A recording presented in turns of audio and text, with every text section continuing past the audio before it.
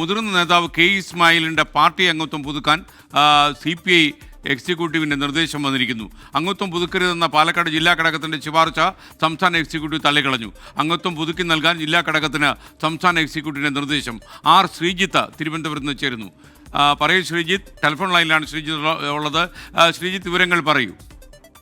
SKN എറണാകുളത്തെ മുൻ ജില്ലാ സെക്രട്ടറി P. രാജുവിന്റെ മരണത്തോടനുബന്ധിച്ച് നടത്തിയ പരസ്യ പ്രതികരണത്തിന്റെ പേരിലാണ് മുതിർന്ന നേതാവായ കെ ഇസ്മായിലിനെ CPI 6 മാസത്തേക്ക് സസ്പെൻഡ് ചെയ്തത്. അദ്ദേഹത്തിന്റെ സസ്പെൻഷൻ കാലാവധി ഓഗസ്റ്റിൽ അവസാനിക്കുകയാണ്.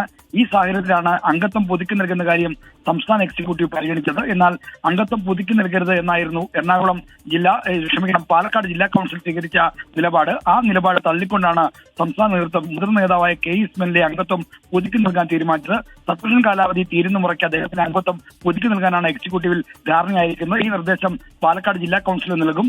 പാലക്കാട് പാർട്ടിയുമായി ബന്ധപ്പെട്ട വലിയ തോതിൽ വിഭാഗീയത നിലനിൽക്കുന്നുണ്ട്. ഈ വിഭാഗീയതയ്ക്കിടയിലും ജില്ലാ നേതൃത്വം നിലപാട് തള്ളിക്കൊണ്ടാണ് സംസ്ഥാന എക്സിക്യൂട്ടീവ് തീരുമാനമെടുത്തിരിക്കുന്നത്.